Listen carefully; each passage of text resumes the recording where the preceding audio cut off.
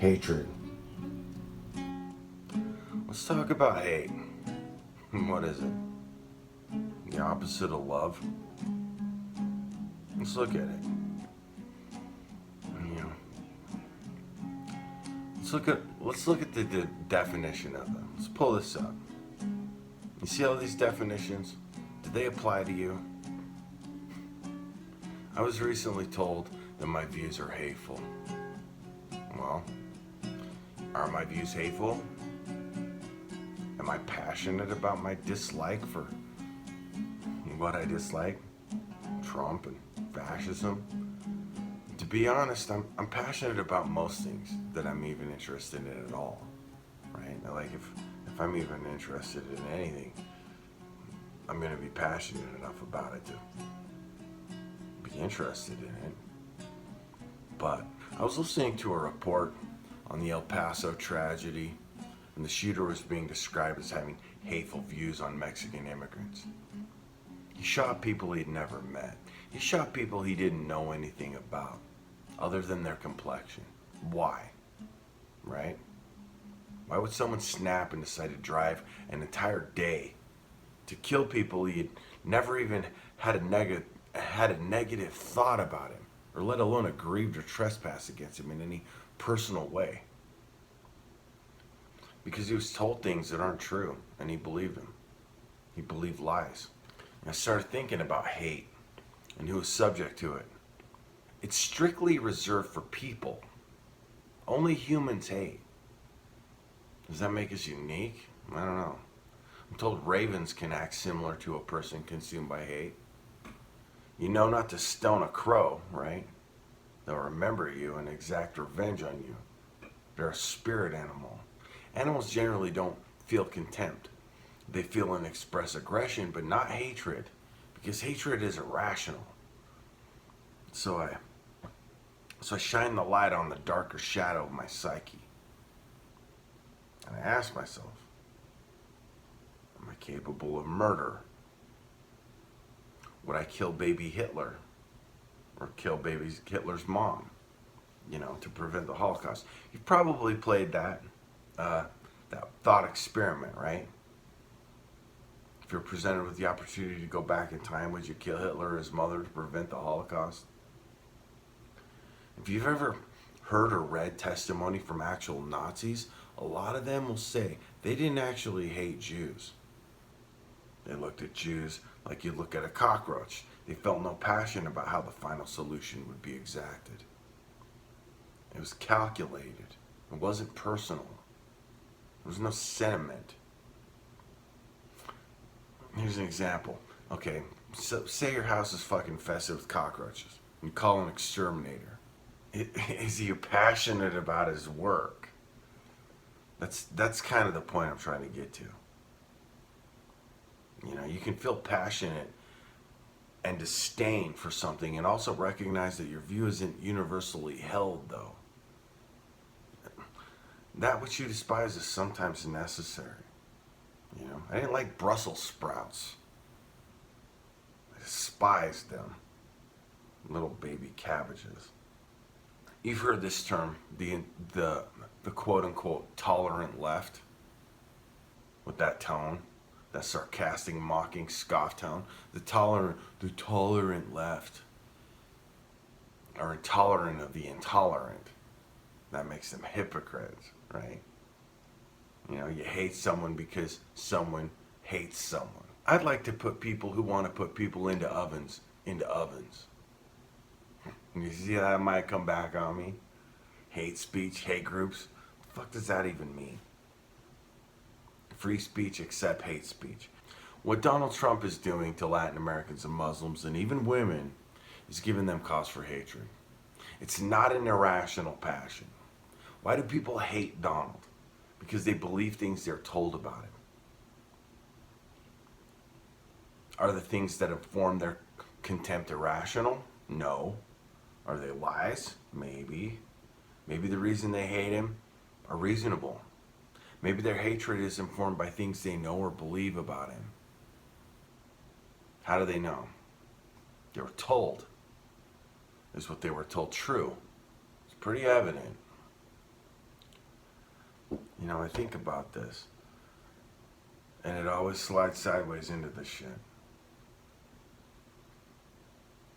In the beginning, there was the Word, and the Word was with God, and the Word was God. Let us make them in our image. And then, ye are of your father, the devil, and lusts of your father you will do. It just come into my head. Like, God used words to tell you the words are God. How many words do you know?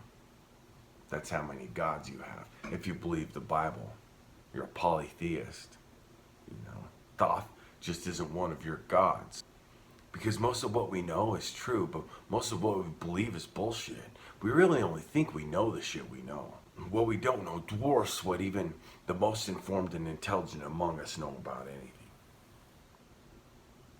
We're all very, very limited in our understanding. And when I was more naive than I am now, I believed that if the government put LSD in our tap water instead of fluoride, we would have a utopian-like society. I believed that. And if you gave people sacramental compounds, they would see that we're all connected.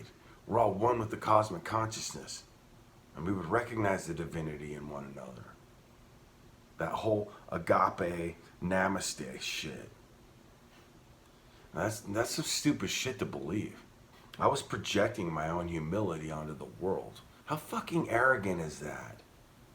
That I believed if people could see through the veil of Isis, that they would view the world as I do. That's so stupid, dude. It's so naive. I told this conservative dude I know, and I love him, by the way, that I wanted to give him some salvia divinorum. And he asked me what it would do to him, and I told him it would make him see the world in ways that it actually is. You know, it would show you beauty in the absurd, and it will show you the nature of fear. And I said, let me put it this way.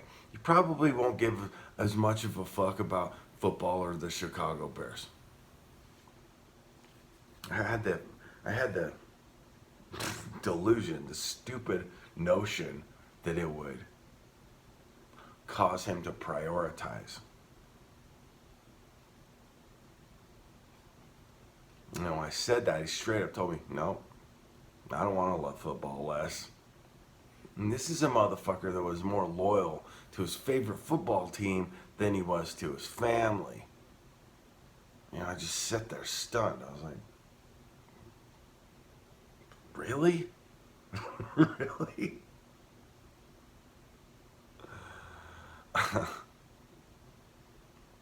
If I was Morpheus, he went blue pill. He also got born again and became a fucking zealot. And he's the one that told me I'm hateful. We were both reading the Bible at the same time. And it warped his fucking mind. Why did it affect us so differently? Because I'm a Libra and he's an Aries? That's the best reason I can come up with. I don't know. I didn't believe in the Bible. I was reading it wrong. I wasn't understanding it. Someone told me once that God is whatever you love more than anything else. Whatever you're willing to live and die for. That's what you put on the pedestal and into the category of godness. And it's different for everyone. You know, to the miser, God is money. To the egotist, God is yourself. To the fearful, God is security. God is what you're willing to sacrifice for. What then is my God? My God is the truth. And the truth is ugly. My God is very ugly. The truth is also deeply beautiful if you can see it in the totality of it. You know, it's like the ocean. The ocean never lies. I want to be more like the ocean. No talk and all action.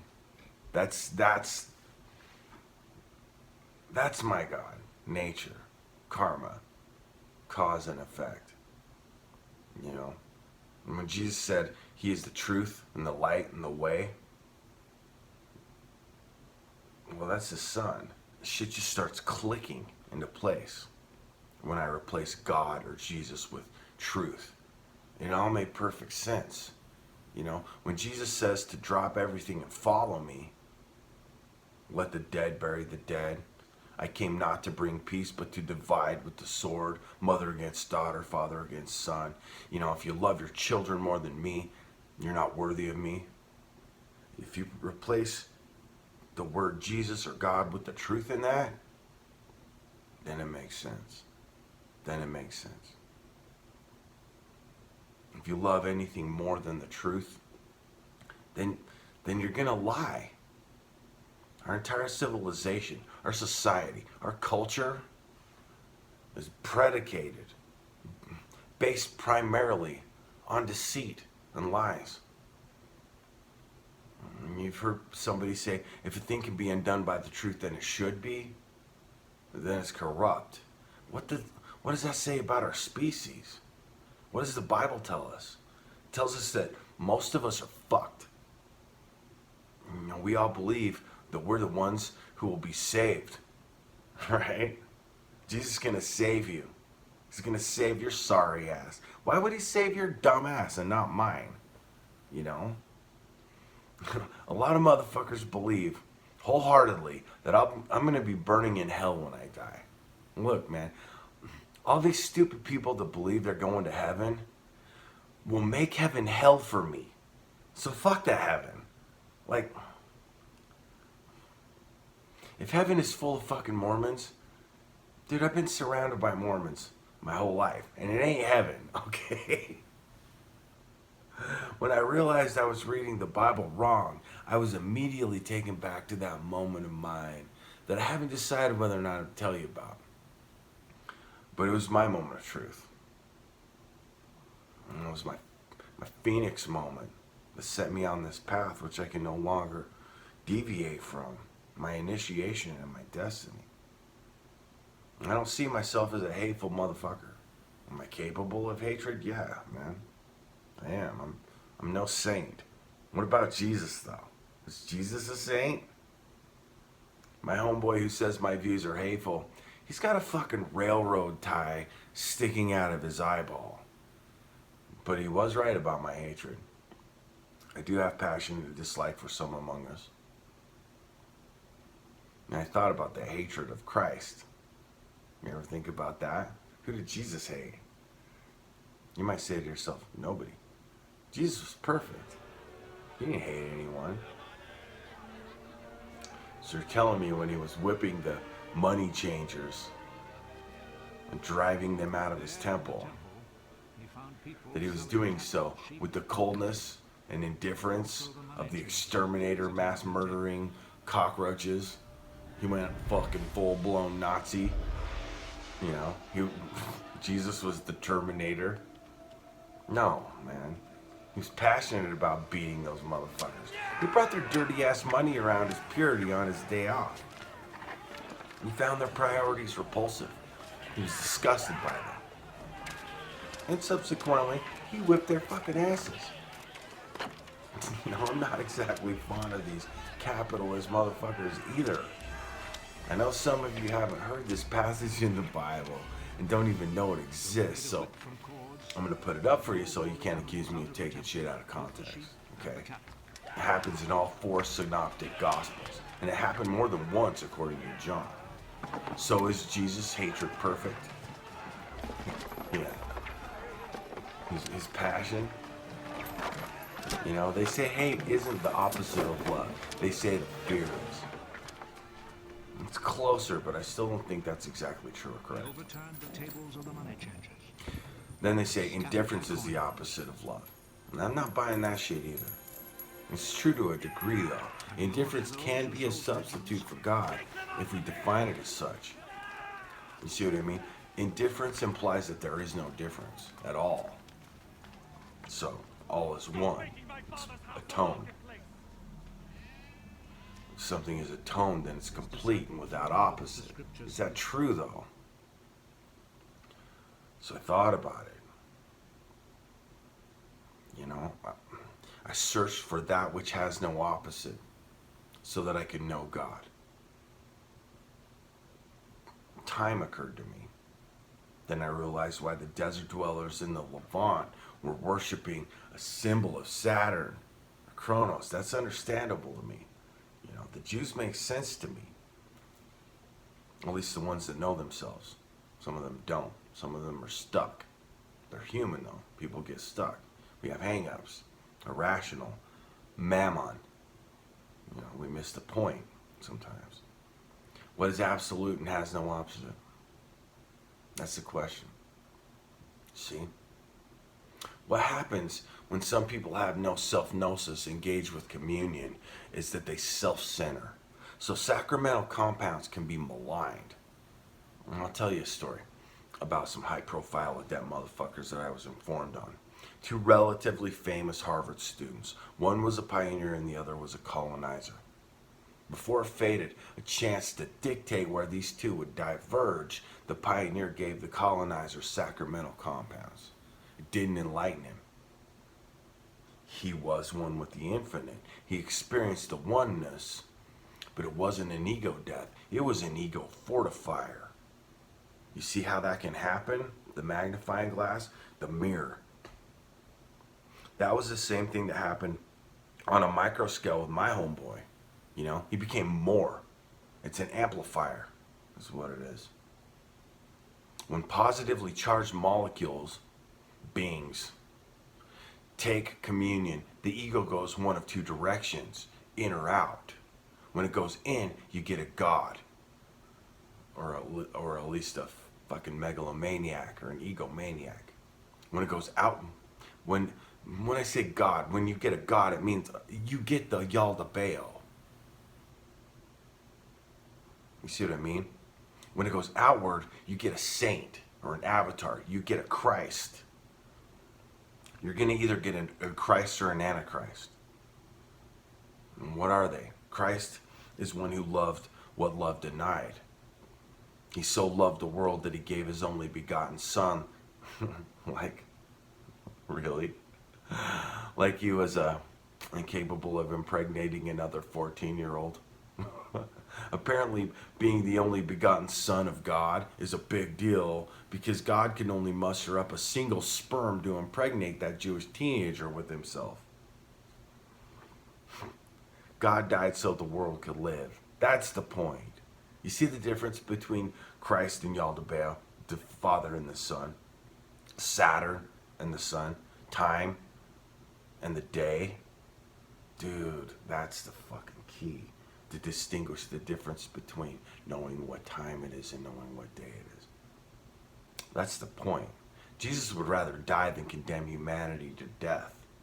The Antichrist is one that would rather see the world burn than to die.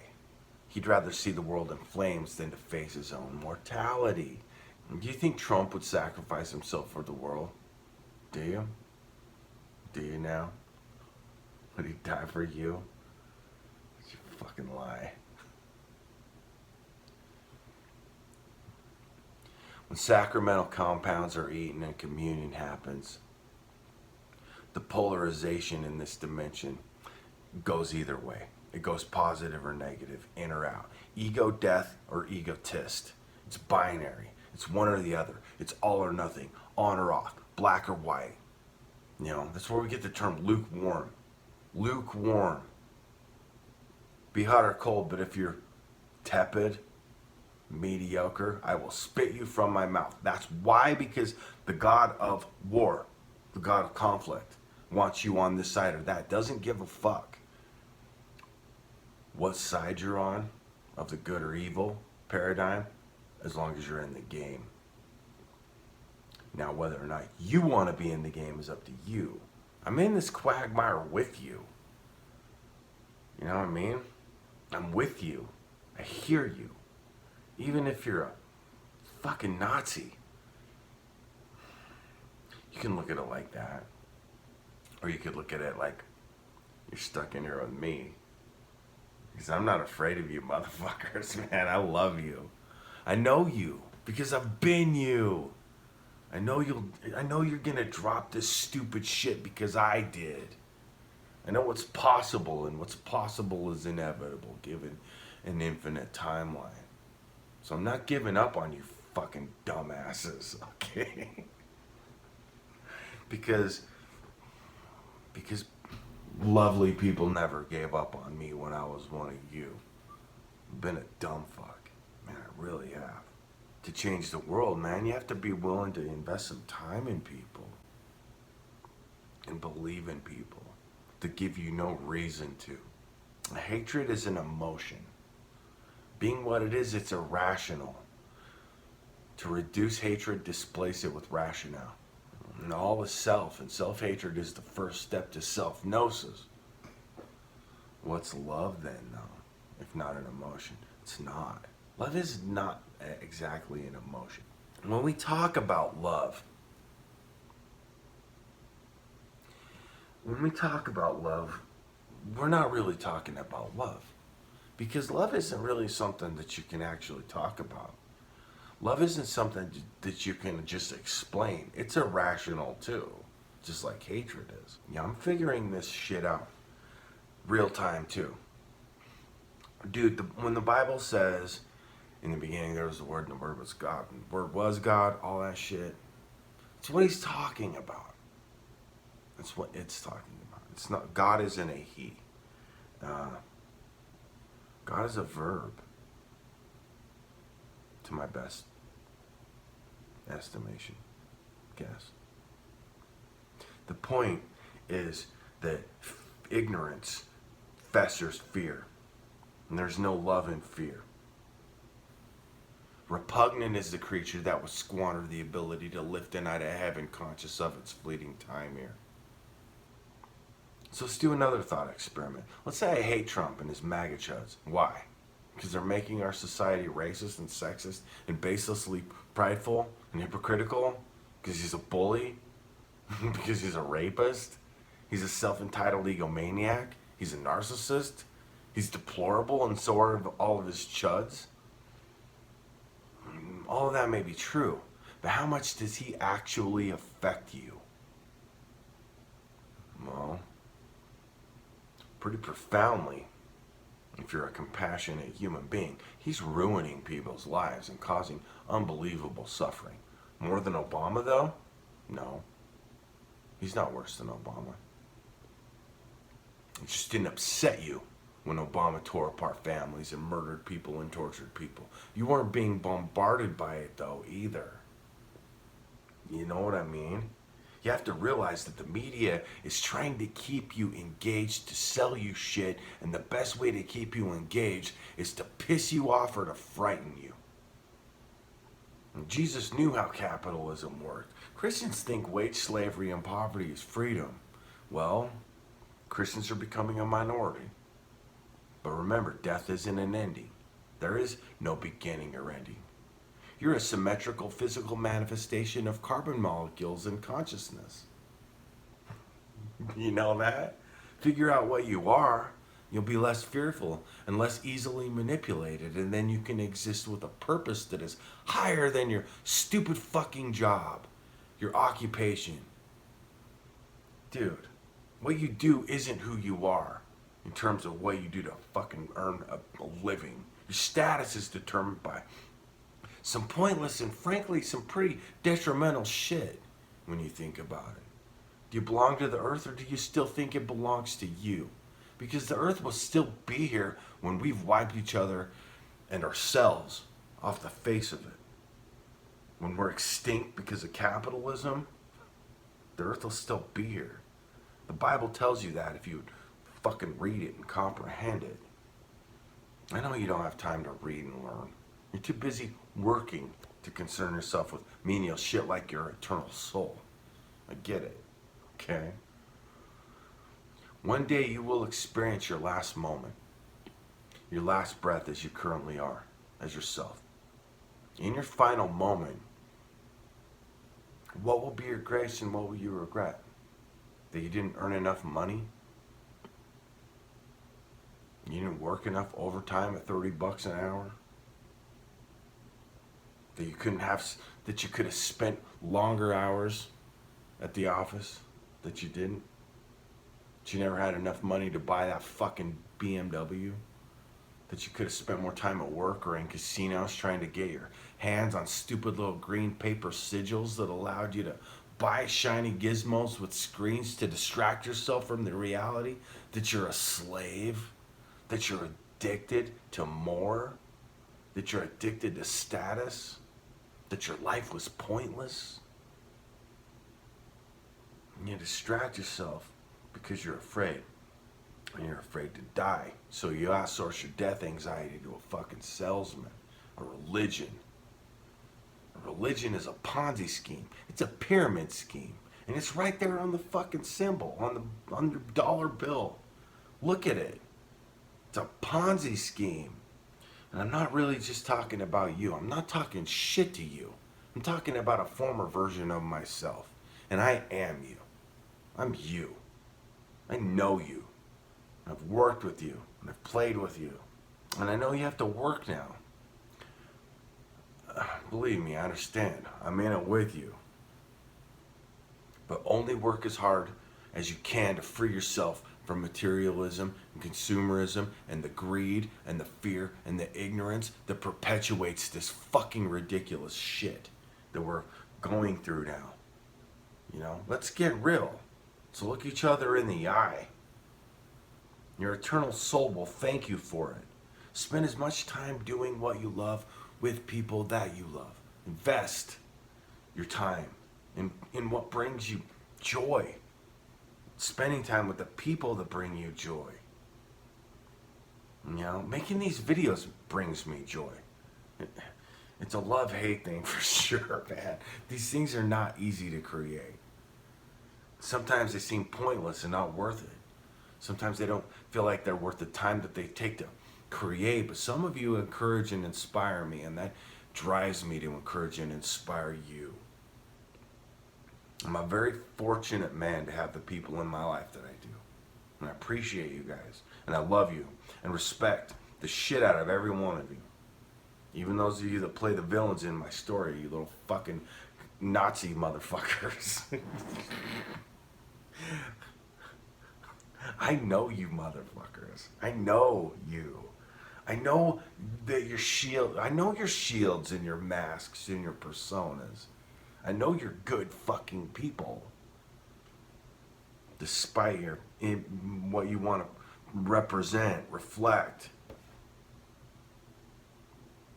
And I know you're afraid, and you got good reason to be. I'm not saying that you're a coward. I'm saying that the reason, the way to get through that fear is reason. That's the reason. Yeah, man, I've spent a lot of time with you. I know you very well. And I put this video together pretty quickly. It came kind of like off the cuff.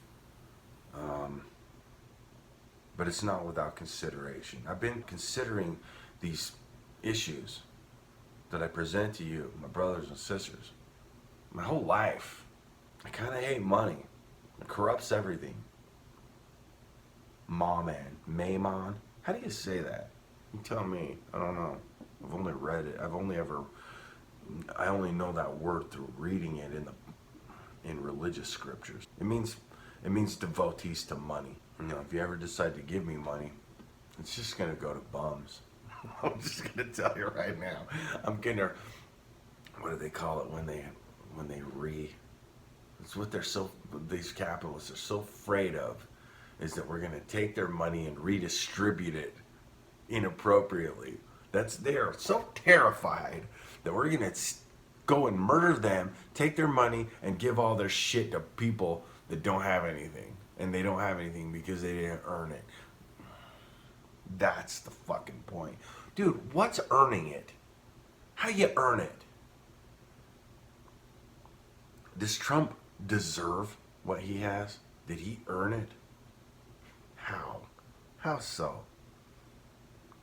That's what I mean, that's why I'm a communist. And I'm not even gonna apologize about it anymore. I'm not even gonna fucking skirt around it. We've gotten to a point where extremities is what's required. Yeah, I'm gonna steal your money that you've stolen from the fucking laborers, and I'm gonna give it to the weak and needy and the freeloaders. You think that's gonna fucking weaken our herd? I don't think we're thinking about our hurt as the same thing. I'm going to condense my message down to its most basic, simplistic form, which is this: fret not. Okay, that being said, I'm going to go put my fingers on what I fret when I fret. Do as I do and not as I say, or some shit like that. Okay, just stay engaged. Thanks for watching.